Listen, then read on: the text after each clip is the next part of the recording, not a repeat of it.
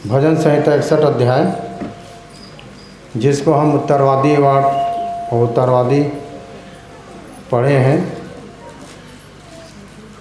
और ये पद लिखा भी गया है ब्लैक बोर्ड में 61 उसके 3 पद पढ़िए भैया। क्योंकि तू मेरा शरण स्थान है और शत्रु से बचने के लिए ऊंचा गढ़।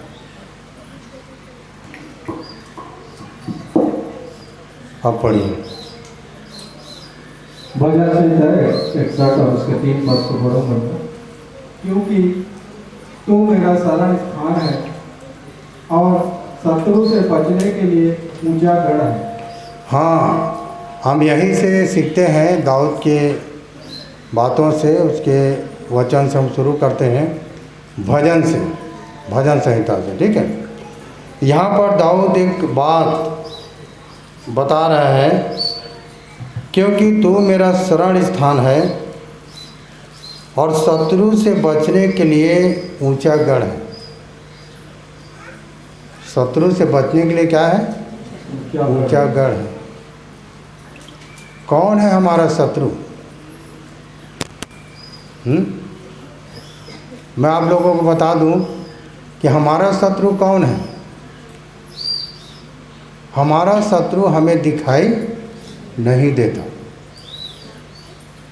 ठीक है, मैं आप लोगों को बता दूं मैं कि एक व्यक्ति परमेश्वर को जान गया है और वो परमेश्वर की इच्छा में चल रहा है, परमेश्वर के वचन के अनुसार जब अपना जीवन बिता रहा है। एक व्यक्ति जो परमेश्वर को नहीं जाना है और वो अपनी इच्छा के अनुसार जीवन बिता रहे हैं, संसार और संसार के अनुसार दिन काट रहे हैं। ठीक है, हम भी मनुष्य हैं, वो भी मनुष्य हैं। ठीक है, फर्क क्या है कि हम वचन के अनुसार चल रहे हैं और अगला व्यक्ति वचन को नहीं पाया है तो वचन के अनुसार नहीं चल रहा है। गलती उसका नहीं है। ठीक है, क्योंकि उसके जीवन में परमेश्वर का वचन नहीं पहुंचा है, उसके पास परमेश्वर के शब्द नहीं गया है, न सुसमाचार के द्वारा गया है, न और किसी भांति, न गवाही के द्वारा पहुंचा है। मैं आप लोगों को बता दूं कि अगर आप लोगों से प्रेम करते हैं, इतने लोग, अगर इतने लोग यदि आप लोगों से प्रेम करते हैं तो आपका कर्तव्य बनता है, एक दायित्व बनता है कि आप लोगों तक परमेश्वर के वचन को पहुंचाएं, उस सच्चाई को पहुंचाएं, प्रभु यीशु मसीह के उस बातों को लोगों तक पहुंचाएं कि उसने मानव जगत के लिए क्या क्या किया है। अगर आप जान गए हैं और आप ही के बीच में यदि वो है, अगर आप लोगों को नहीं बता रहे हैं तो ये अच्छी बात नहीं है। लोगों को सिर्फ परमेश्वर के उस काम को बता रहे हैं जो मनुष्यों के लिए करके दे दिया है। ठीक है, तो इससे क्या होता है कि आपके आसपास में जो लोग हैं, आपके मित्र हैं, आपके परिवार है, आपके पड़ोसी है, आपके समाज है, आपके जो जान पहचान है, इससे ये फ़ायदा होता है कि यदि वे सत्य को जान जाएंगे तो उसके जीवन में होकर शत्रु काम नहीं करेगा। उसके जीवन में होकर शत्रु काम नहीं करेगा। शत्रु कौन है? जिसको हम देखते नहीं हैं। अगर चले जाए, मूल में चले जाए तो शत्रु कौन है? परमेश्वर का, जो उसके विरुद्ध में काम किया, उसके अगेंस्ट में काम किया। कौन? लूसीफर।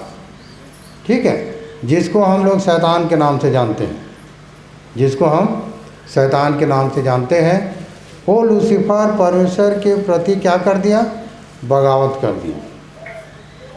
ठीक है, और फिर परमेश्वर, ये बगावत कहाँ हुआ? स्वर्ग में हुआ। फिर उसके बाद में परमेश्वर न्यायी है, बिना गवाह के किसी को अंदर नहीं कर सकता। फिर परमेश्वर ने क्या किया? मनुष्य की रचना की, मनुष्य को बनाया, और इसलिए बनाया कि ये मेरे क्या होंगे? गवाह होंगे। ठीक है, ये मेरे क्या होंगे? गवाह होंगे और हम सब गवाह हैं किसके? परमेश्वर के, कि वो है। जो परमेश्वर दिखता नहीं है उसकी हम गवाही देते हैं कि वो है, हमारे मध्य में है, हमारे बीच में है, हमारे साथ साथ चलता है, हमारी रक्षा करता है, हमें मार्ग दिखाता है, हमें हर परिस्थिति में संभालता है, ठीक है, और हमें बचा के रखता है। तो ये हम सब गवाही देते हैं और हम परमेश्वर के गवाह हैं, और गवाहियों के द्वारा लोग जो है परमेश्वर के पास आते हैं, उस सत्य को जानते हैं।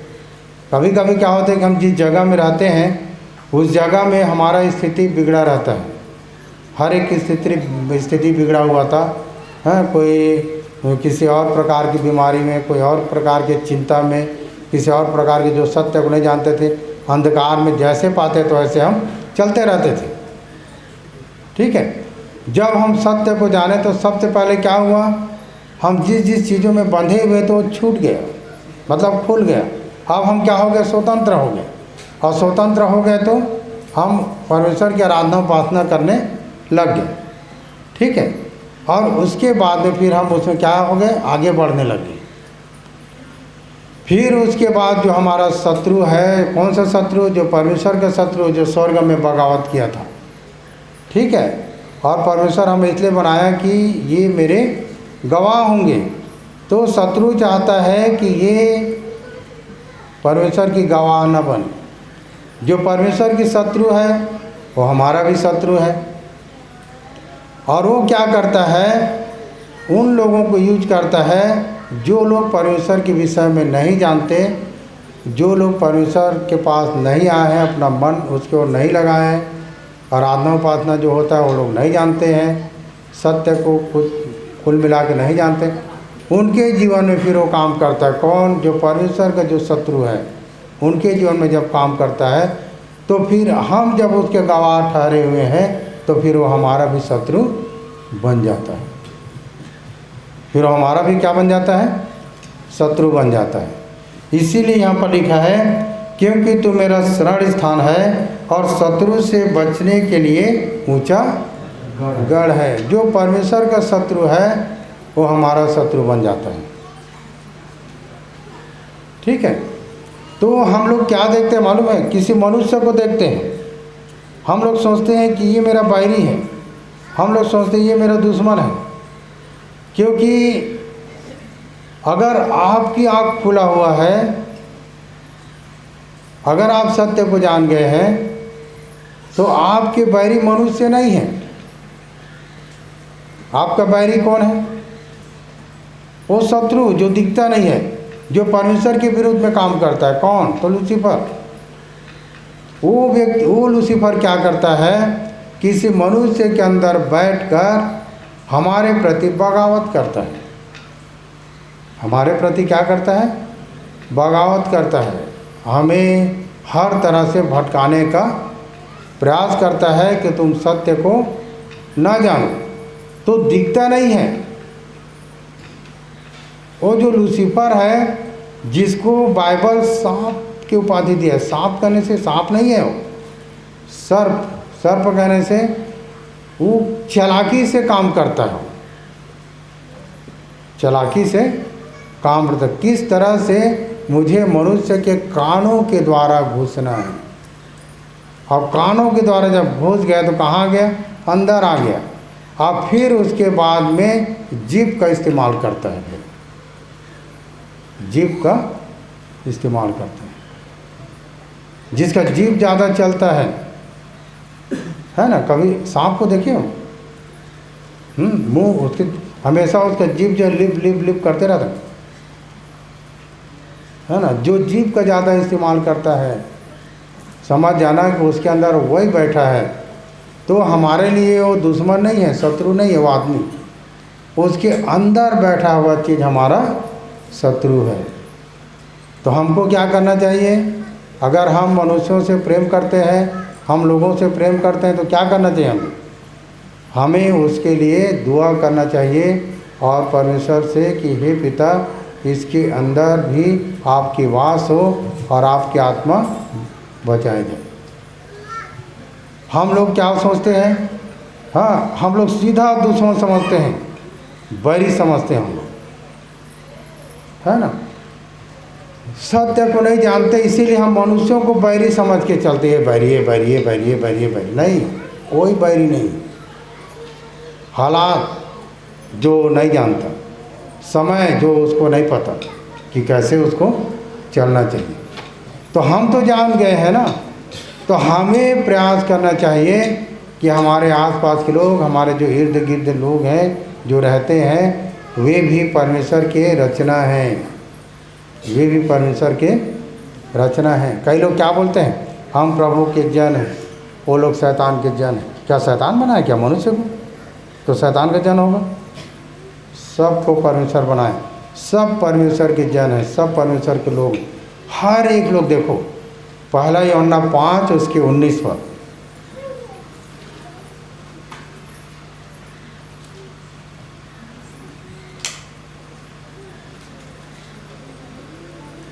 पहला यूहन्ना 5 अध्याय उसके 19 पर, हम जानते हैं कि हम परमेश्वर से हैं।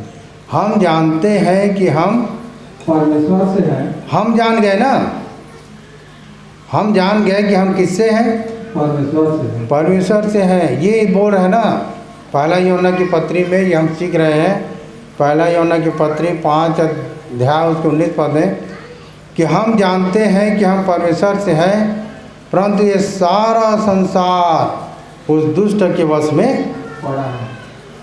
ठीक है, सारा संसार उस दुष्ट के वश में पड़ा है। तो हमें क्या चाहिए, हम परमेश्वर के चुने हुए पात्र हैं, हम उसके बेटे और बेटी हैं परमेश्वर के। तो हमें हराना किसको है जी? उसके अंदर बैठा हुआ जो शत्रु है हमारे, उसको हमें हराना है। और जितने लोग हैं सब उसके वश में पड़े हुए हैं। आपको उस वश से छुड़ाना है। आपको कभी किसी से दुश्मनी नहीं करना है। आप प्रभु यीशु मसीह पर ध्यान करो, प्रभु यीशु मसीह पर ध्यान करो। जो उसको पीछे से मारते थे, जो उसको ऊपर से धक्का देने वाले थे, जो उसको कोड़े से मारे, उसको घसीटे गए, कांटों के मुकुट पहना दिए, उसके गालों को मारा गया, गाल को मारा गया और उसके मुंह में थूका गया।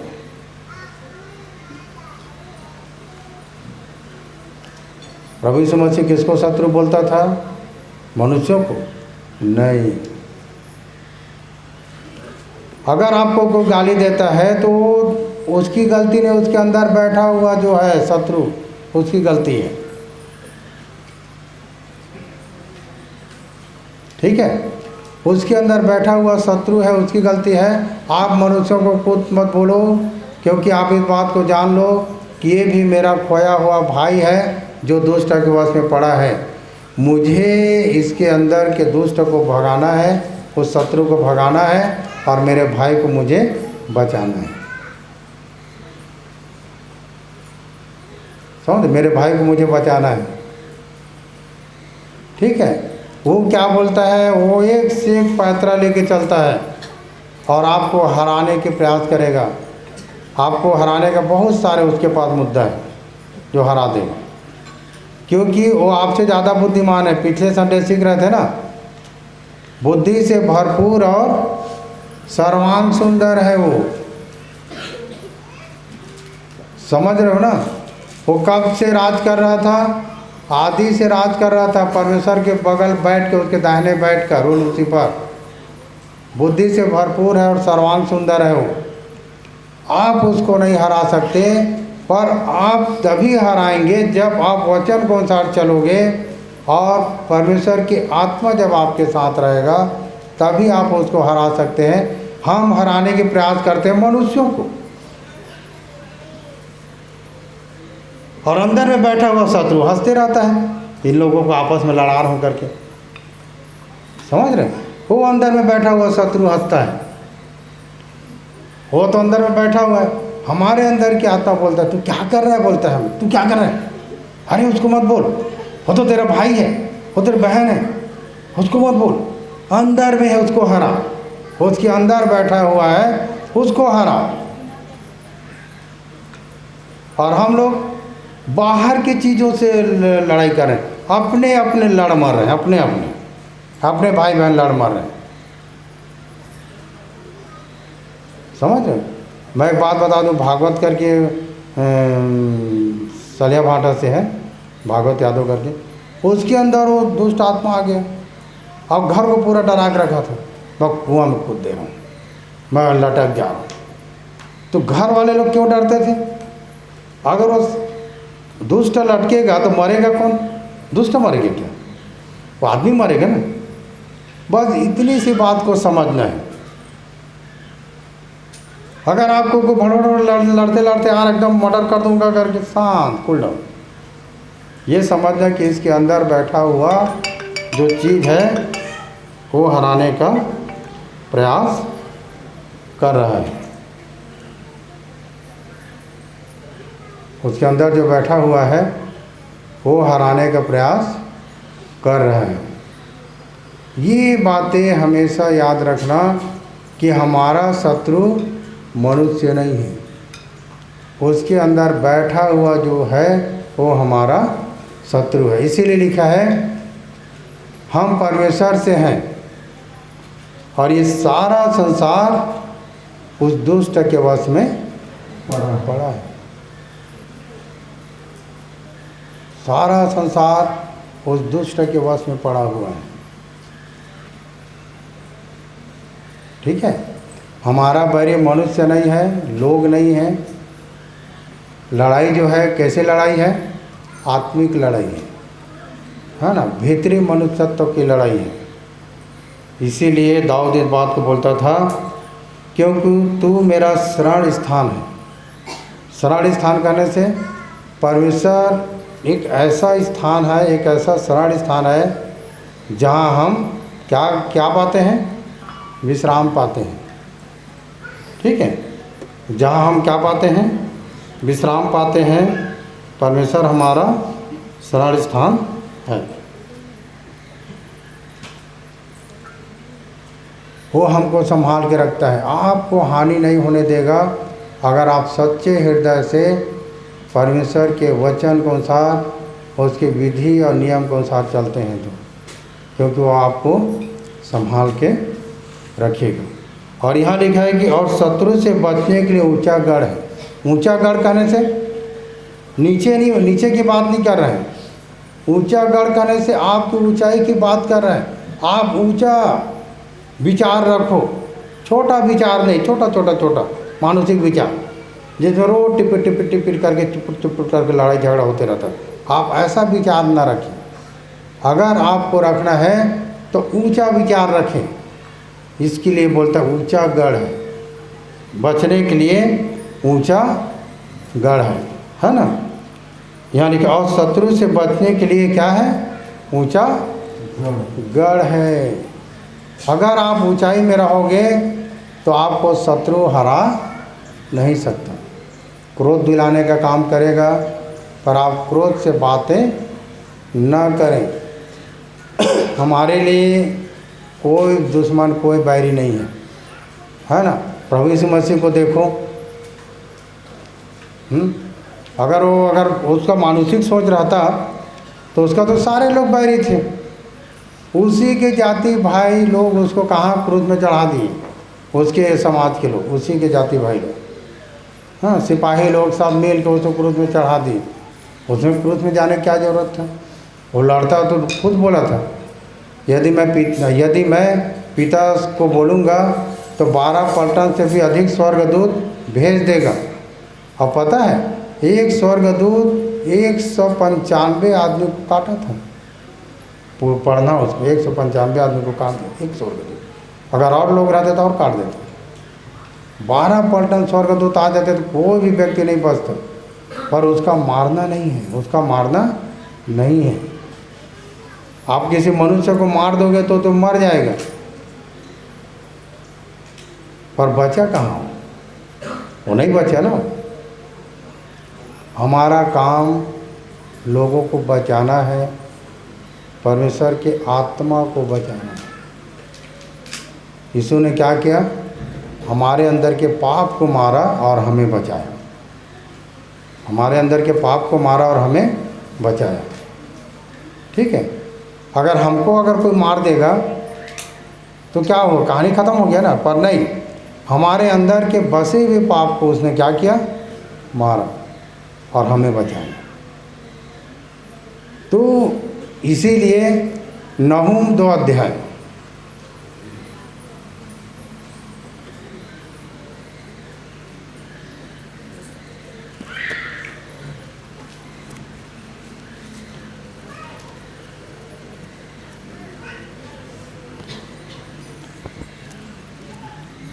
उसके पहले पद से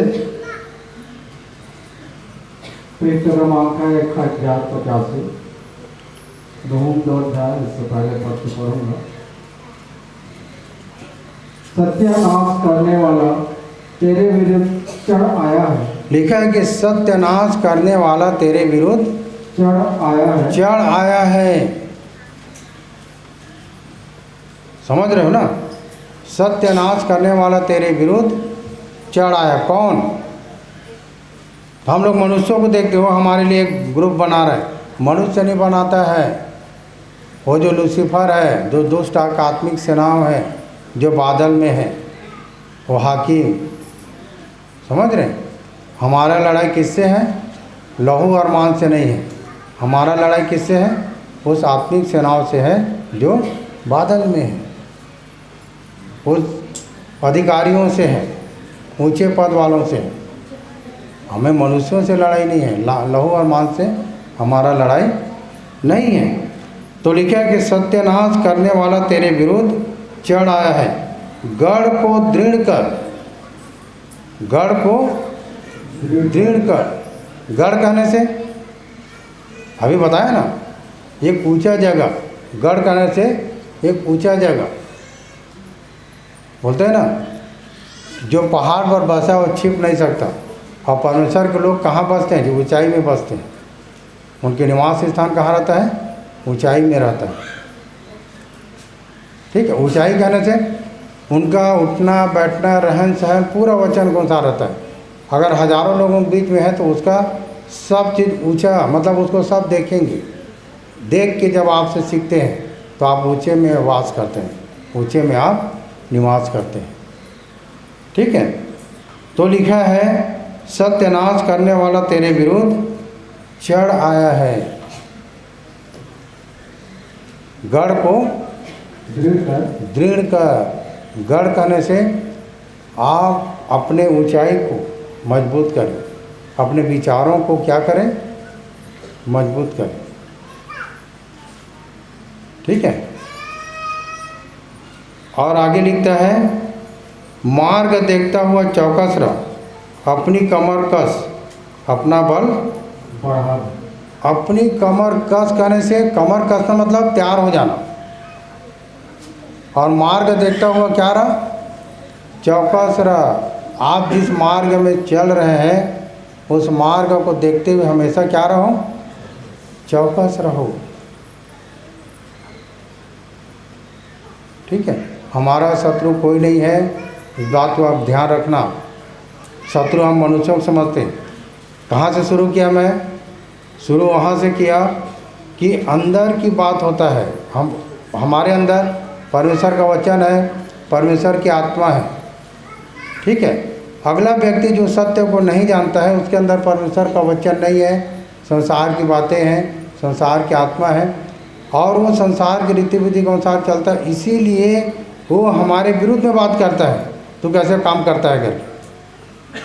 पर वो हमारा शत्रु नहीं है। आप गवाहियों के द्वारा उनको बचा सकते हैं कि परमेश्वर ने हमें रचा और बनाया है अपनी महिमा के लिए।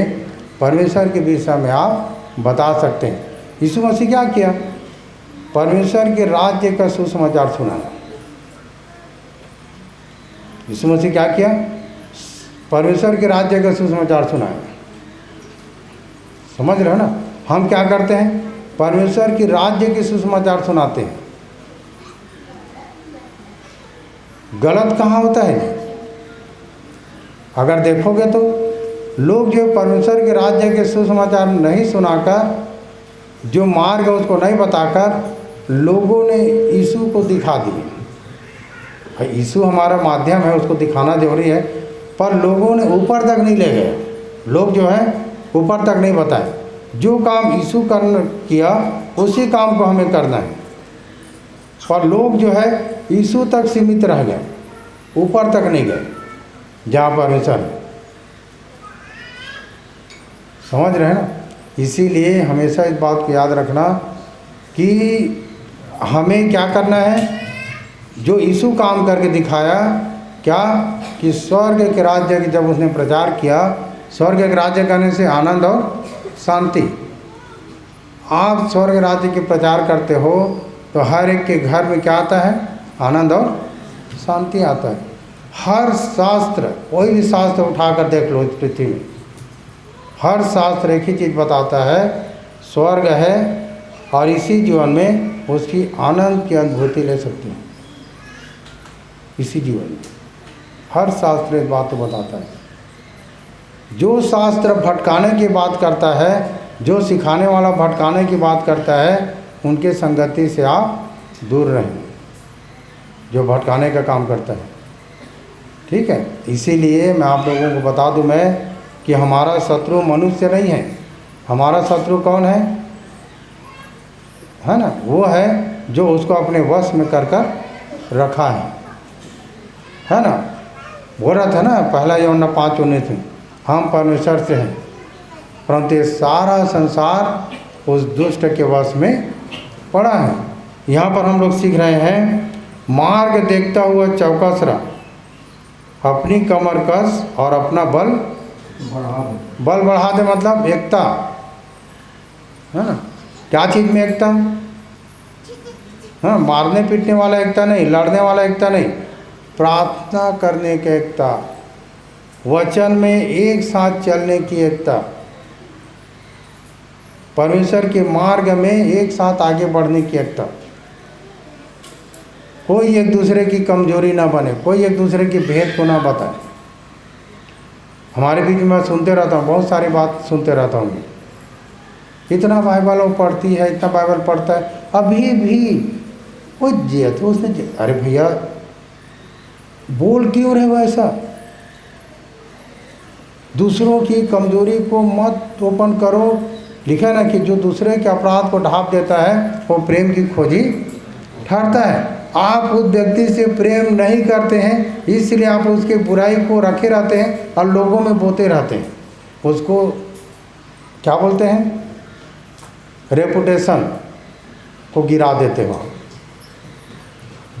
है ना। आप एकता, एक बल को बढ़ाओ, गिराओ मत किसी को, आगे बढ़ाओ, आगे बढ़ाने का काम करो, आगे बढ़ाने का काम करो। आप गिराओ मत किसी को, ठीक है। अगर आप एक दूसरे से प्रेम करते, अब प्रेम होना चाहिए, क्योंकि हम कोई अलग नहीं है। परमेश्वर ने अपने महिमा के लिए रचा बनाया कि हम उसकी गुणगान करें। हम उसकी गुणगान करते हैं, उसकी बड़ाई प्रशंसा करते हैं। सब जगह आप शांति को लेके जाओ ना, शांति का प्रचार करो। जहाँ लड़ाई की बात होता है वहाँ पर अगर आप पहुँच जाते हैं तो लड़ाई को शांत करो। अगर इस तरह से अगर हो जाता है कि कहीं हमारे जाने से लड़ाई नहीं होगा और पूरा शांति का यदि प्रचार होगा, तो जगह जगह में पुलिस थाना खोलने की ज़रूरत पड़ेगी क्या? नहीं पड़ेगा। जहाँ बुराई है वहाँ कानून है, व्यवस्था है। इसीलिए हमारे बीच में यदि किसी को पुलिस ले गया, किसी को ले गया, तो उसके लिए आप दुआ करो। अगर आप सही हो, शांति चाहते हो, तो आपको ये सब चीज़ों में फंसने की ज़रूरत नहीं है, ठीक है। इतने लोग आप शांति की बातें लेकर दूसरों तक जा सकते हैं। आप इस बात को लेकर चलें और इस काम को कर देखें, ठीक है। इसीलिए यहाँ पर लिख दिया है कि मार्ग देखता हुआ चौकस रह, अपनी कमर कस और अपना बल बढ़ा दे। कमर कस का मतलब तैयार हो जाओ, और अपना बल बढ़ा दे। हम सब एक साथ प्रार्थना करेंगे तो परमेश्वर हमारी प्रार्थना नहीं सुनेगा। प्रार्थना करते हो ना घर में एक साथ, मैं तो बोलता हूँ कि एक समय बांध लो, सब एक समय बांध लो कि 7 बजे अपने घर में शाम के बैठ जाओ एक साथ।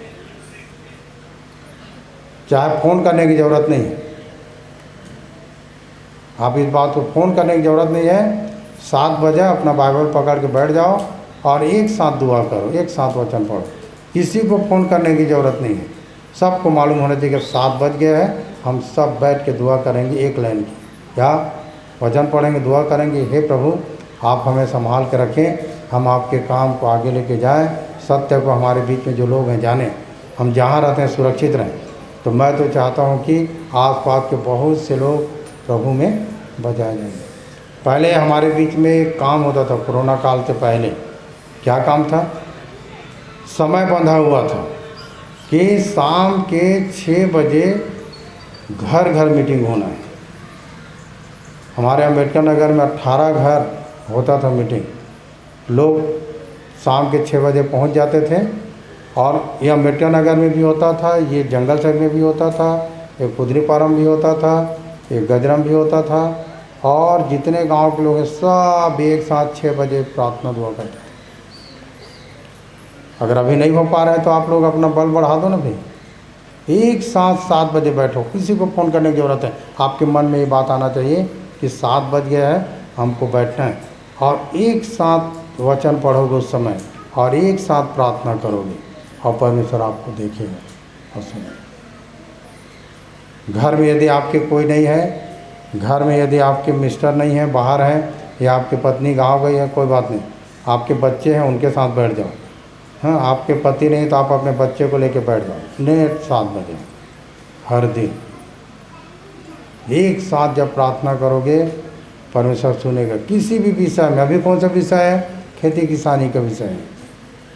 एक समय आएगा खेती किसानी के समय जब, और इस तरह से आप संभाल सकते हैं। आपको पता है कोरोना काल में 2-3 साल तक भवन बंद हो गया, लोग यहाँ का आते नहीं थे, और सबको पता होगा कि हर शनिवार को शाम को आपके घर में वचन पहुँच जाता था, और आप सब अपने घर में 9 बजे बैठते थे। यहाँ 9 बजे चालू होता है ना, आप सब अपने घर में 9 बजे बैठते थे, जिसके कारण अजय हमारे प्रार्थना भवन से एक भी व्यक्ति कोरोना से नाश नहीं हुआ।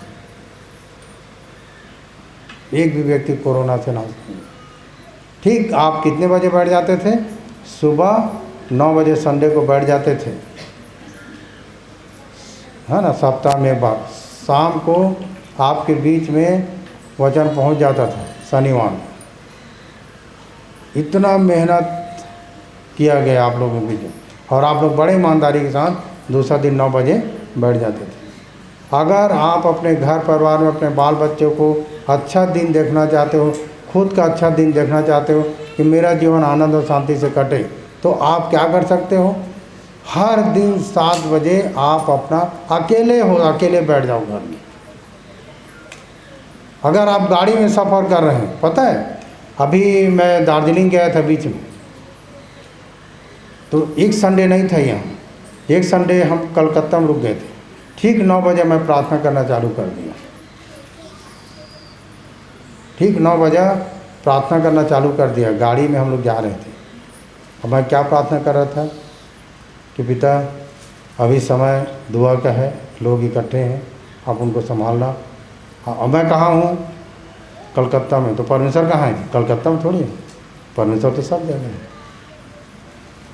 वो कलकत्ता में, वो तो सब जगह है ना। वहाँ प्रार्थना कर रहा था। 11 बजे तक मैं मन ही मन में लगा हुआ था। जब आप कहीं किसी भी हाल में हो, अगर आप ड्यूटी कर रहे हो या आप खेत में हो, जब एक समय आ जाता है कहीं भी हो, आप 7 बजे आप अपना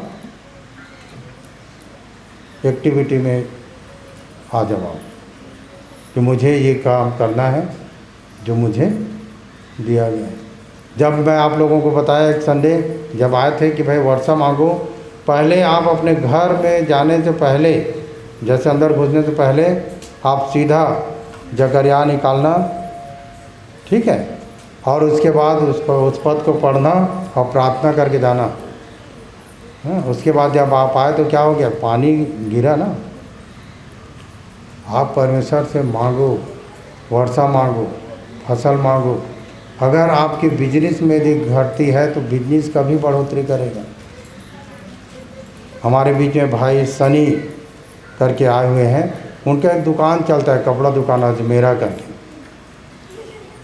ठीक है, आप वहाँ जा सकते हैं, मेन चौक में है उसका दुकान। हमारे भवन आते हैं, है ना। आप अपने बीच में जाके, अपने लोगों के बीच में जाके जो चीज़ बाहर लेते हो वो चीज़ अपने बीच में लो। बोलते हैं ना, मसीह का क्या करता है, सहयोग करता है। अगर आपको और अच्छा चीज़ चाहिए, क्वालिटी वाला चीज़ है, तो उसे बोल दो, भैया मेरे लिए ला देना कर।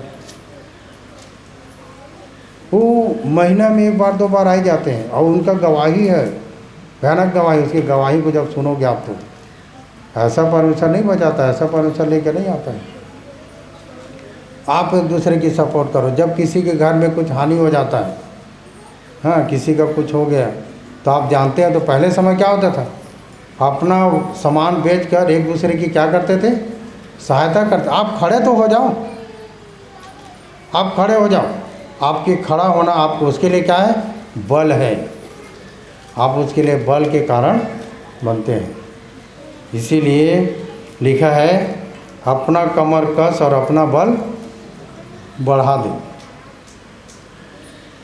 आप जैसे दूसरों के साथ करते हो वैसे आपके साथ किया जाएगा। मैं नहीं बोल रहा हूँ, ये परमेश्वर का कहा हुआ वचन है। आप जैसे बोते हो वैसे काटोगे। पता है, एक बार मैं पूरा थक गया था, मैं रात में आया 9-10 बजे, किसी ने मुझे फ़ोन किया, पूरा थका हुआ था मैं।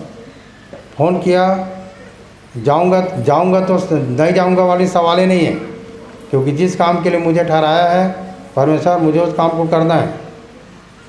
मैं कपड़ा पहना, बेल्ट कसा, थकान दूर हो गया, चल दिया मैं। फिर आने के बाद में थकान चालू होगी, पर मन में उमंग होना चाहिए। आलस के साथ कोई काम न करें। अगर आपको पता है कि मुझे जो कुछ दिया गया है उसे मैं करूं। हमारे बीच में जितने लोग आए हो, एड़ा नहीं हो, ऐसा नहीं है। परमेश्वर सबको बुलाया है। अभी देखे हो, कभी सोचे नहीं थे कि वो गायत्री गाना गा लेगी करके। लोग बोलते हैं वो गाना गा ली, हैं? कभी आप सोचे कि वो गाना गा लेगा? नहीं। सबके पास अपना अपना गिफ्ट है जिसे परमेश्वर दिया है। हर एक को दिया है परमेश्वर, उसके सामर्थ्य के अनुसार, ठीक है। सब चीज़ है हमारे बीच में। पिछले बार हम लोग सीख रहे थे कि हम सब अंग मिलकर एक देह बन जाए। क्या हो जाएगा? बल आ जाएगा ना। देखो ये हाथ है, एक उंगली से किसी चीज़ को ऐसे सरकाना चाहूँगी तो सरकेगा, पर पूरा बल लगा के सरकाऊंगा तो सरक जाएगा ना, खींचूंगा तो खिंचा जाएगा ना। अब एक उंगली में फंसाऊंगा तो बल, मुट्ठी में क्या है? बल है। अगर हम सब एक हो जाते हैं तो बल है। तो वो बल दूसरों की लड़ाई के लिए नहीं है, वो बल किसके लिए है? वो शत्रु जो दिखाई नहीं देता है उसके लिए लड़ना है, उससे हमें युद्ध करना है जिसको हम देख नहीं पाते। और वो कैसे काम करता है मालूम? हमारे बीच में देखो, 2 थिस्सलुनीकियों 2 अध्याय उसके 4 पद।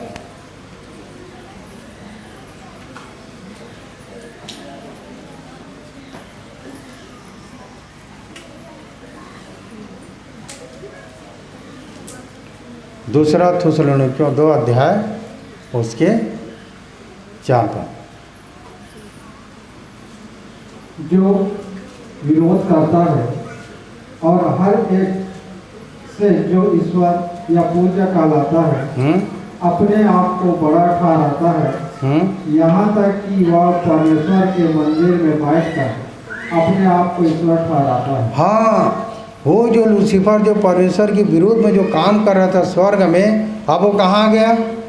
वो हमारे अंदर आ गया। ये परमेश्वर का मंदिर है और वो परमेश्वर के मंदिर में बैठकर अपने आप को क्या कहलवाता है? परमेश्वर कहलवाता है, अपने आप को पूज्य कहलाता है, अपने आप को बड़ा ठहराता है। कोई भी व्यक्ति आपको बोले कि मैं तेरे से बड़ा हूँ, तो उसको लिए आप उसके लिए दुआ करना कि प्रभु इसके अंदर जो दिख नहीं रहा है ये बाहर हो जाए। जिसके अंदर सत्य आ जाएगा, जिसके अंदर परमेश्वर के गुण आ जाएगा, वो हमेशा क्या रहेगा? दीन रहेगा, नम्र रहेगा।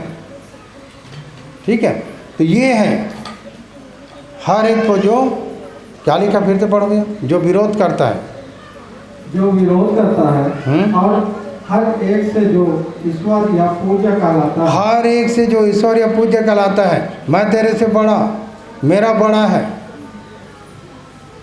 ठीक है, तू छोटा है, कोई बात नहीं, छोटा बन जाओ, पर वहाँ पर लड़ने की जरूरत नहीं। मैं बड़ा, ऊपर मैं बड़ा, बड़ा कोई नहीं, वहम है। क्या है? वहम है। अगर सत्य को जानोगे तो सब समान हो गए, सत्य को जानोगे तो सब क्या हो जाएगा? समान हो जाए। आप छोटा बड़ा की लड़ाई करते हो तो आप वहम में हो, वहम है, आप सत्य को नहीं जानते हैं। ठीक है, तो जो विरोध करता है और हर एक को जो पूज्य और ईश्वर कहलाता है, यहाँ तक कि परमेश्वर के मंदिर में बैठकर अपने आप को परमेश्वर दिखा देता है, ठहरा देता है, बना देता है।